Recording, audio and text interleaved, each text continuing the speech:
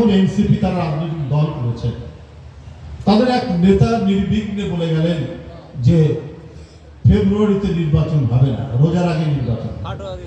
তো ভাই কখন নির্বাচন হবে?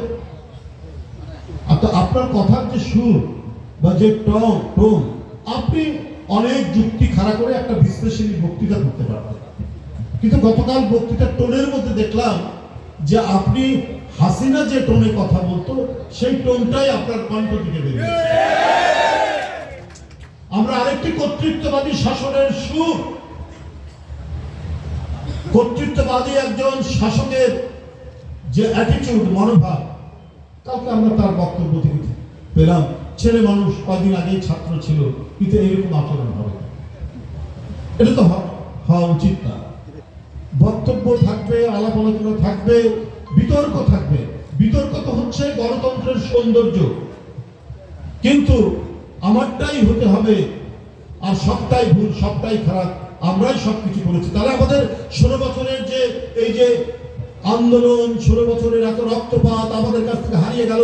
ইলিয়াস আলী, চৌধুরী আলম, সাইফুল ইসলাম হিরু, হুমায়ুন কবির পারভেজ, জনি ছাত্র নেতা জাকির, এই যে এক এক করে অসংখ্য ঢাকা, চট্টগ্রাম, বরিশাল, রাজশাহী, খুলনা, কত যে ছাত্র দলের ছেলে, কত যে যুব দলের ছেলে, কত যে বিএনপির নেতা, তারা গুম হয়ে গেলেন, তারা অদৃশ্য হয়ে গেলেন।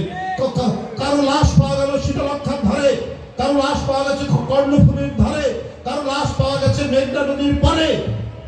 তাহলে এদের কোনো অবদান নেই? এরা এই 16 বছর কিসের সংগ্রাম করেছে? এরা তো গণতন্ত্র ফেরানোর সংগ্রাম করেছে। তো তাহলে সেইটার কোনো দাম নাই। আপনারা যেটা বলবেন সেভাবেই সবকিছু করতে হবে। তাহলে আপনি যত জবাবদিহিতাহীন একটি সরকার থাকবে, ততই কিন্তু সমাজের মধ্যে বিশৃঙ্খল অনাচার হবে। আপনার এই যে মব সংস্কৃতি, কিছু মানুষের উচ্ছৃঙ্খল আচরণ, এটা তো সম্পূর্ণ বেআইনি, এটা সম্পূর্ণরূপে সমাজকে অস্থির করে দিচ্ছে। সমাজের মধ্যে ভয়, আতঙ্ক তৈরি হচ্ছে। কাউকে ছেলে ধরা বলে একবার পিটিয়ে মেরে ফেলে দেওয়া হচ্ছে, কাউকে চোর বলে একজন এসে আঘাত করার সাথে সাথে 10 জন এসে হামলে পড়ছে। এটা তো একটা নৈরাজ্যের প্রতিফলন, একেই তো বলে নৈরাজ্য। তো সেই পরিস্থিতি কেন তৈরি হয়?